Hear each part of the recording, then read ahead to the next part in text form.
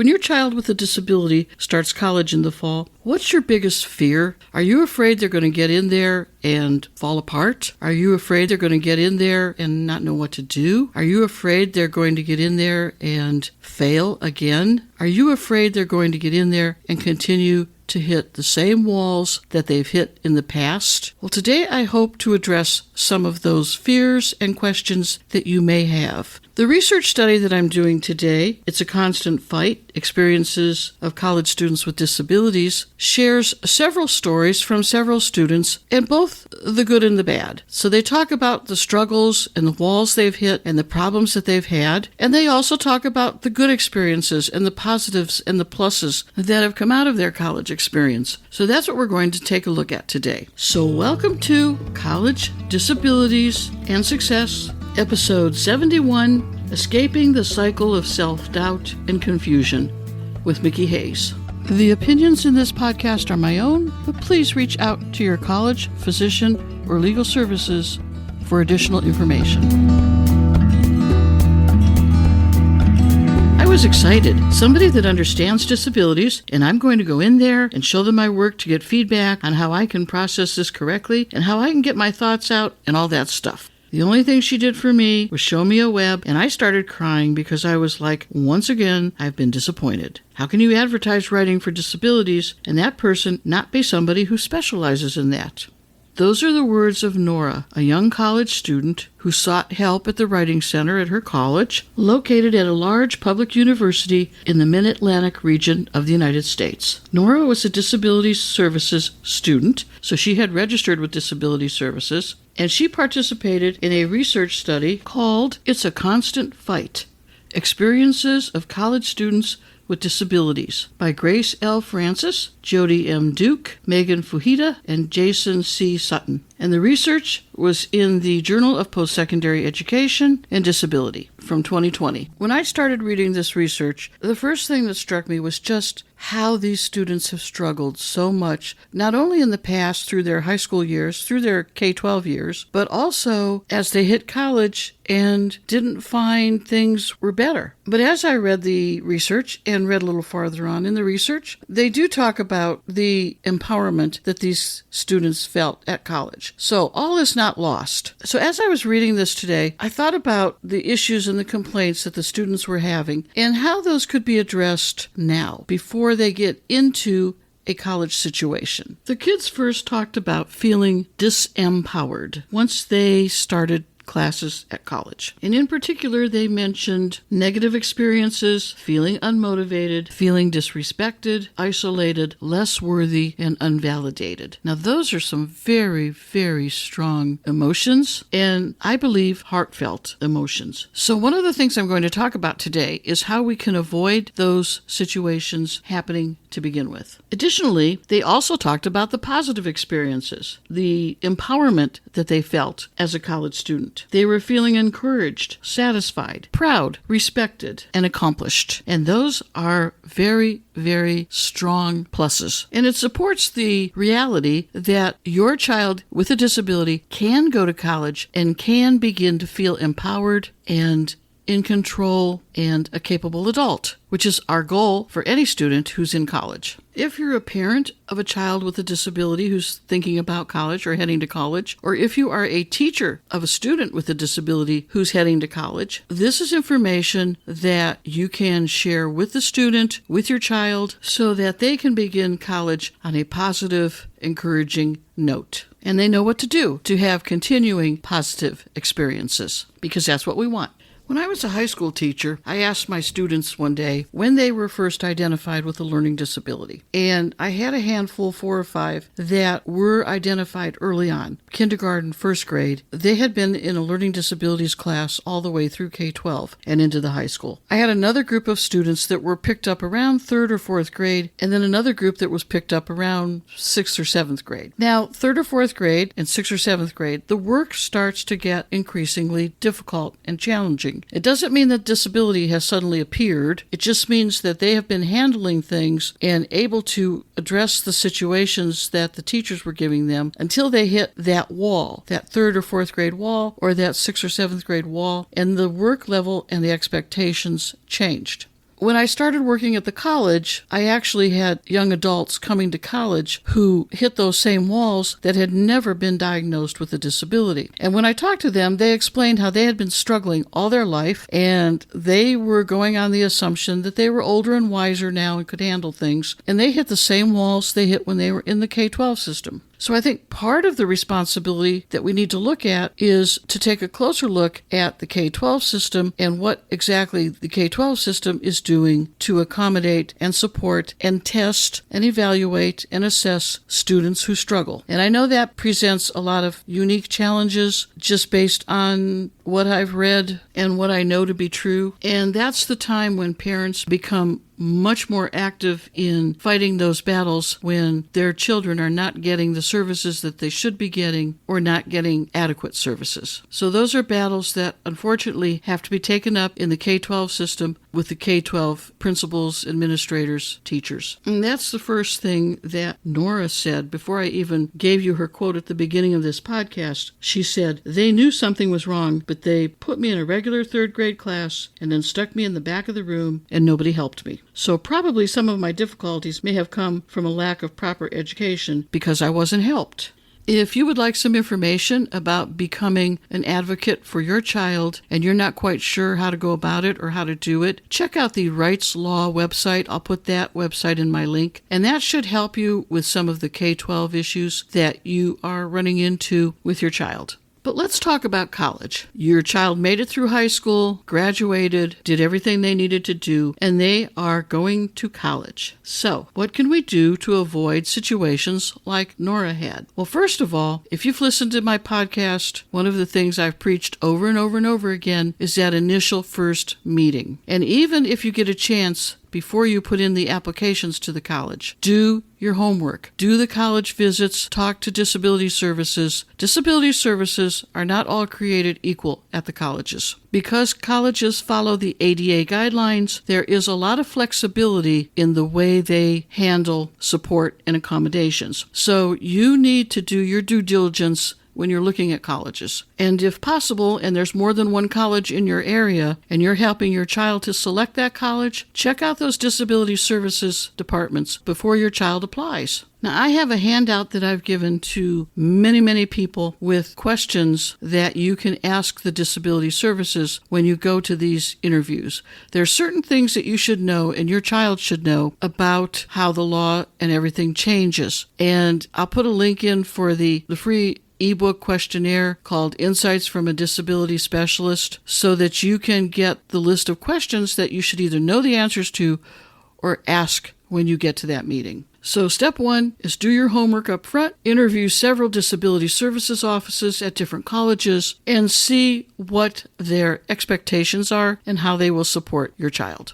Now, the second thing that you need to consider is that very first initial meeting that you're going to have with disability services. Now, here's the thing. That initial meeting should be happening right now. It may have already happened. It may be set for the next few weeks, but it should be happening right now in summer. One of the young students, somebody named Delmy, suggested that families visit college campuses with their students to see what colleges offer for disability services so they can find the best way to help their child that's going into college. However, participants also recommended that helicopter parents who do everything for their kid do their kid a disservice by not teaching them to develop responsibility and their own toolkit to survive more independently into adulthood. So here's the delicate balance, Mom and Dad. When you go to that initial meeting, you're there as a backup. Your child should be doing the speaking. Your child should be asking the questions. You're there as a backup. This is your time to help your child transition to that experience of college. And the kids realize it. They know that they're going to be on their own, and they're going to be in situations where they have to make decisions and they have to follow through. And if they're not used to doing that, it's problematic. So it's really, really important at this point in their life, especially if they're in high school still, that you begin to prepare them for that transition. If you're not sure how to go about that, check out my episode that I did with Kathy Allen. Episode number 55, Front Loading Your Teen's Transition Plan with Kathy Allen. because she specializes in helping families and supporting families in those transition years through high school. What I really like to share today are some of the experiences that my students have had coming to campus, what their expectations were, what the reality was, and how we can start to support these students, and as I put it, front load their education before they come to campus, or creating a transition to campus so that their actual learning is meaningful and beneficial to them as human beings, and can be sustained, that the student wants to continue learning at that level. You've done this work before. You've seen the high dropout rates of all students in their first year. Oh, the first year can make or break a student very, very easily.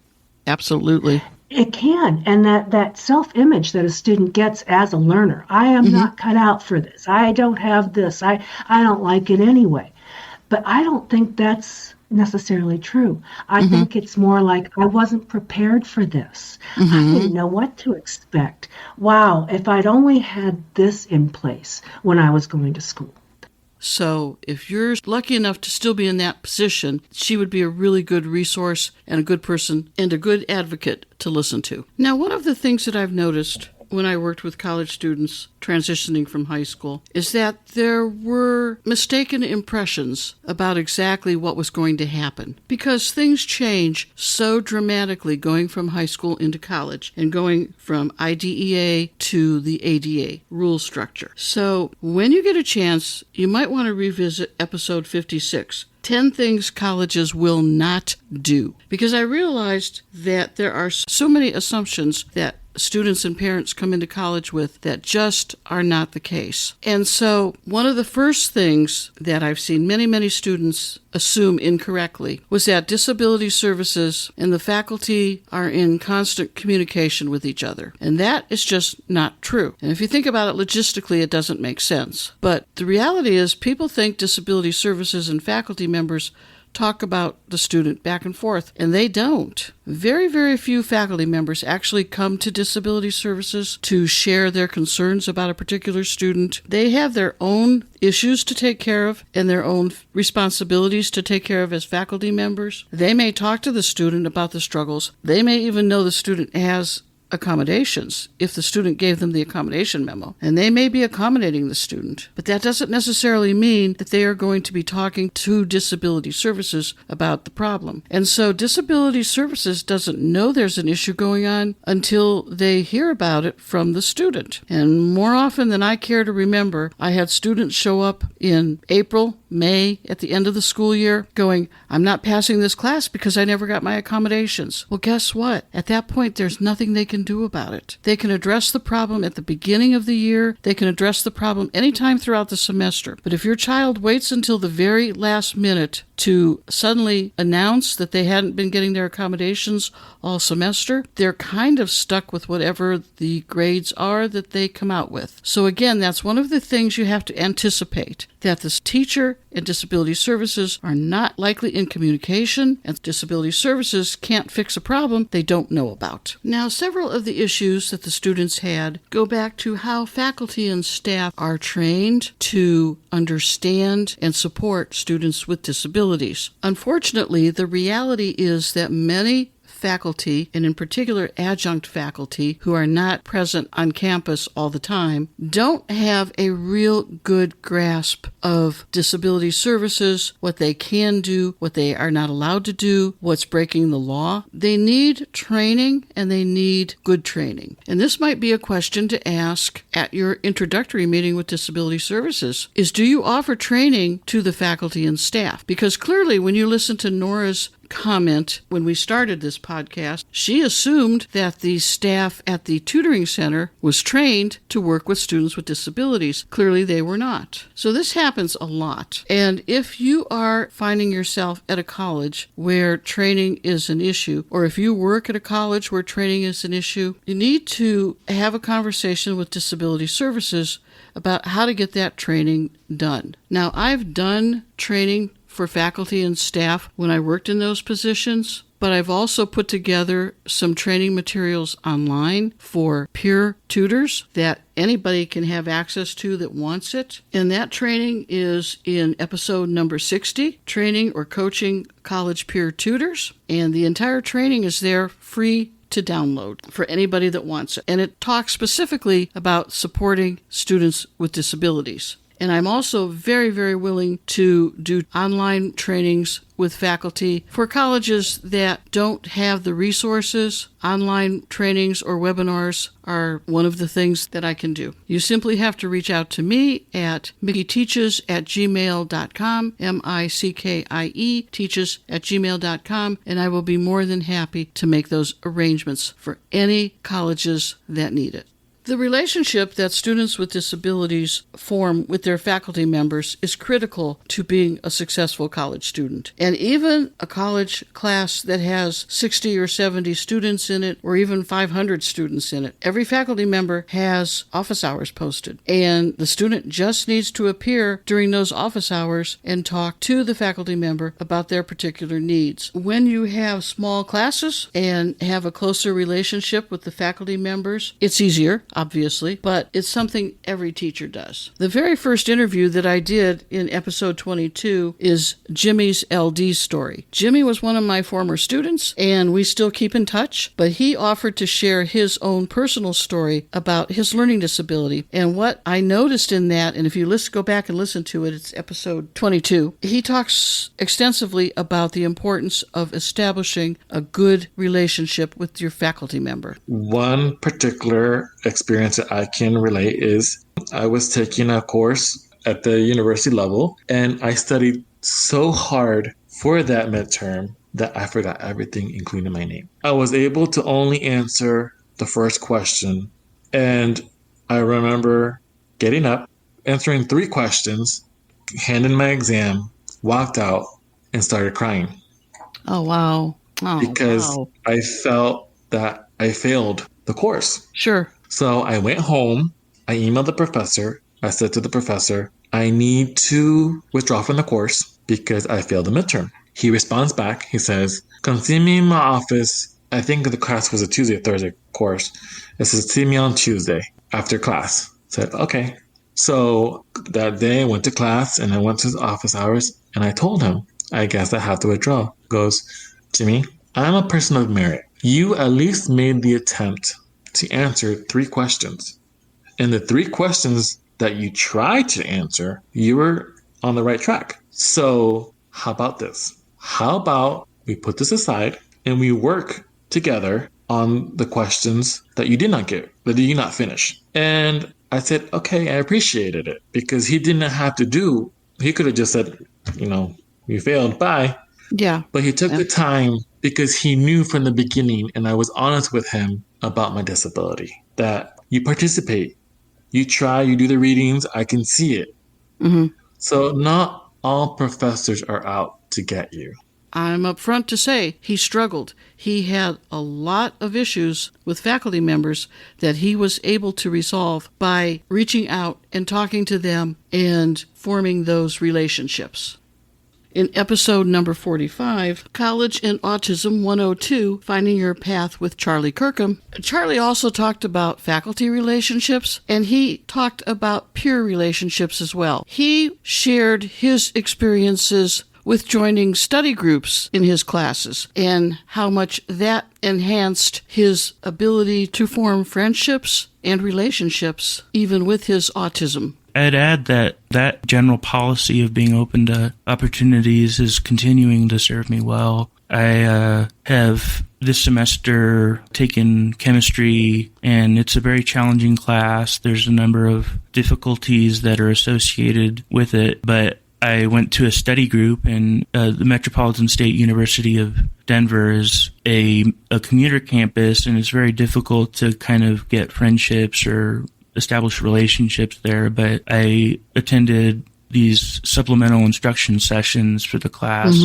because I wanted to make sure that I was understanding the material and had people that would help me work on it with And, not only have I been able to get help with my class, but I've made a good friend who will be taking microbiology and chemistry 2 next semester with me. And then beyond the supplemental instruction sessions, which have been very fulfilling and meaningful, I've reached out to professors that I will be taking classes with next semester and have established a rapport with them serendipitously, but also consciously as something I've pursued as a goal. And I feel very good about next semester. I think I'm well placed to do well in those classes. That is an amazing, amazing episode. If you get a chance to listen to Charlie, he talks about the critical change that having those peer relationships made in his life and in his college life. So faculty relationships and peer relationships are so very, very important for your child who's a college student with a disability or who's becoming a college student. Now, if your child is still struggling, if they are not getting satisfaction from disability services, the first thing they should do is take their issue to the dean and talk to the dean and find out if anything can be done to solve their problem. But college students also have additional recourse. They can always file a complaint with the Office of Civil Rights and tell their story and how they did not get the accommodations, services, support that they should have gotten through the usual college channels. In the research study that I did today, It's a Constant Fight, Experiences of College Students with Disabilities, the students that were interviewed also talked about effective supports. They talked about feeling empowered. They talked about the extended time for tests and assignments, the quiet testing areas, the breaks that they took during classes, the captionists that they used because of a hearing disability. They were appreciative of a valuable mentoring support system. So colleges, in many cases, have mentors available. Sometimes they come out in the form of a note-taker, and the note-taker kind of sort of turns into their mentor. But whatever the reason, whoever the person is, it becomes a bonding experience and a friendship experience for your child. And that's a good thing. One of the things that I noticed in the comments in this article, that many of the complaints that the students had and issues that they were facing were things that disability services could have accommodated for had they known about it. So it's very, very important from the get-go that you remind your child or you remind your student that when they are at college and if they have a disappointment, if they hit a wall, if they're frustrated, if their accommodations are not being given to them, whatever the situation is, and they cannot resolve it with the faculty member, then they should go back to disability services and talk to them about an additional accommodation as a possibility, or find out if disability services could help them in some way or another. Because disability services, what I've done in the past is I've actually scheduled meetings with the student, myself, and the faculty member to sit down and talk about the student's concerns and how they could be addressed and how they could be corrected. But I wouldn't have known any of that if the student had not come back to me and told me there were issues going on. So that open line of communication between student and faculty and student and disability services is critical. It's bottom line critical for student success at college. And we want your child, your students, to be successful. Really and truly, that's what college is hoping for. Thank you for joining me today. I will have the links that you need for any of the resources that I mentioned today in the show notes. If you get a chance, listen to some of the other podcasts that I mentioned, because I have covered many of these topics that the students in the article had issues with. If you have any questions for anything, you can send me an email at mickieteaches@gmail.com. That's MICKIE, teaches@gmail.com. And check out my website, mickieteaches.com. In the meantime, have a great rest of the day, and we'll talk again soon. Bye.